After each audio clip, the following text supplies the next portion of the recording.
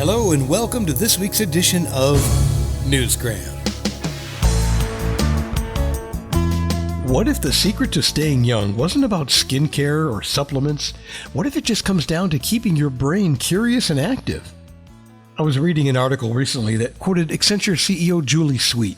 She likes to ask job candidates, what have you learned in the last 6 months?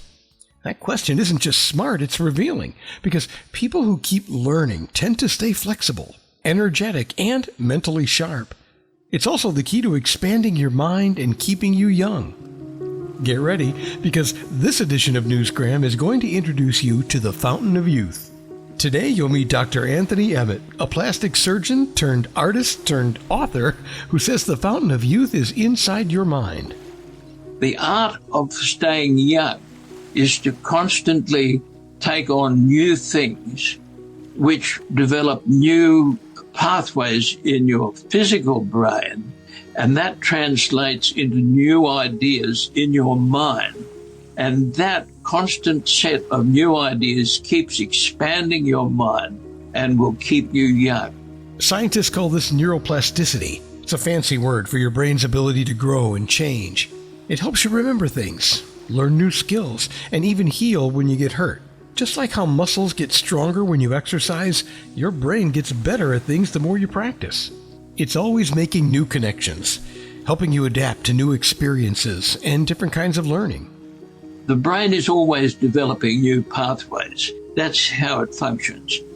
And bear in mind that as you put new ideas into your brain, with neuroplasticity, you develop new pathways. This is the way you recover from a stroke as well, but you've got to keep trying.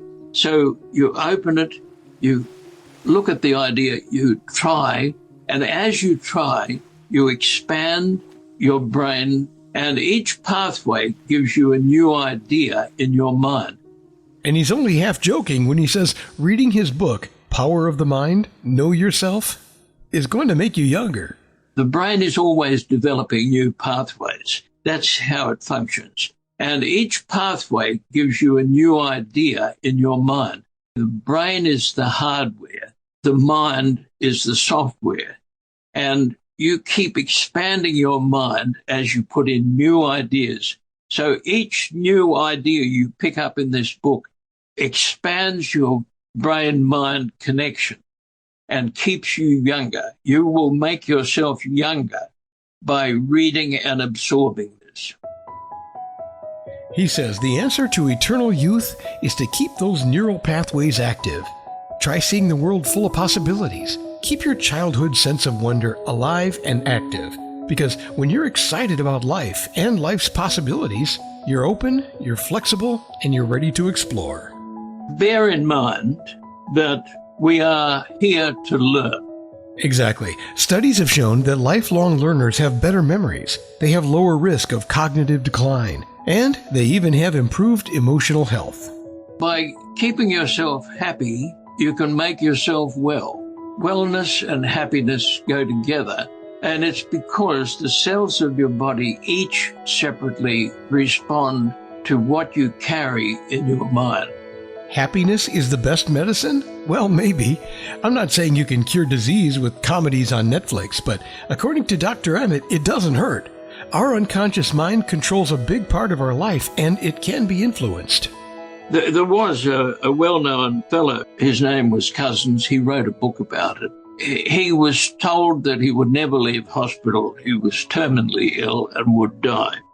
With the agreement of his physician, he showed himself funny films, and each funny film, they'd do a blood test on him before and after each 2 hours of laughter, he would be a little bit better.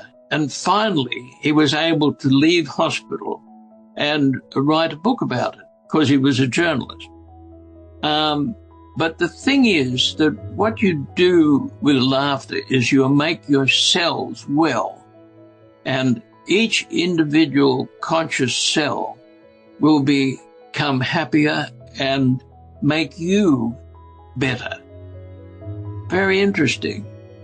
I think so. How we feel about ourselves deep down in our subconscious really does affect our self-image, even if we don't realize it. It's one of the dangers of social media. Every time you scroll, you're taking in tons of images and messages.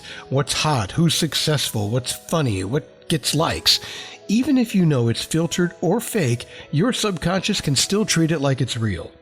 Over time, that can mess with your confidence, it can affect your self-worth, and it can affect how you see the world. Try to remind yourself that most of what's online is curated and it's not real. Dr. Emmett says our unconscious mind is also working in the background to help the creative process. He's a painter and a sculptor in addition to being a retired plastic surgeon, and he credits his subconscious mind for much of his inspiration. When you give yourself to a work, whether you are doing a painting, a watercolor, an acrylic, an oil, as you give yourself to that work, you go into a different level of consciousness and you get help from your deeper levels in which you communicate. And you can draw on inspiration that will come to you when you give yourself to a work and you relax and let your mind be open and things come to you. This has happened to me all my life from my childhood. Examining this phenomena led him to write a different book, which we recently profiled here on Newsgram, called Your Unique Consciousness, The Eternal Path of Life. A fascinating look at all levels of consciousness, your mind, your heart, and beyond, and how their energy shapes our identity, our creativity, and even our relationships. Well, the key thing is that when you're asleep, your consciousness is working at a different frequency. When you're awake, the frequency changes, and you've got to record straight away or you'll lose it. And many inventors describe the crucial piece of knowledge coming in sleep, and there's a neurotransmitter called acetylcholine, and the man who described that was unable to figure out the experiment that would prove it. But one night in sleep it came to him, so he didn't write it down. He got up, went to the laboratory and did the experiment and proved the point. Dr. Emmett has written a number of books on consciousness and the mind-body connection, and there's one common theme among them, and it's this. You are an eternal soul spirit, here for a short time to live one more life on this planet full of mistakes. And that is one of the key takeaways for today. Consciousness is a bit like an iceberg. 15% above the water is what we use every day. But then we've got the other 85%. You go into another frequency when you're in the sleep level, and then you have the subconscious, which is very important. We hold our self-image in the subconscious. But there is a deeper consciousness again, at a different frequency, a higher frequency than our conscious mind can normally sustain. And that is the level at which you meet the organizer of all things, the eternal love we call God. And so each human has God within in the deeper consciousness. We have access to the beauty and joy of eternity within ourselves. So you never need to fear, because you have that in your levels of consciousness.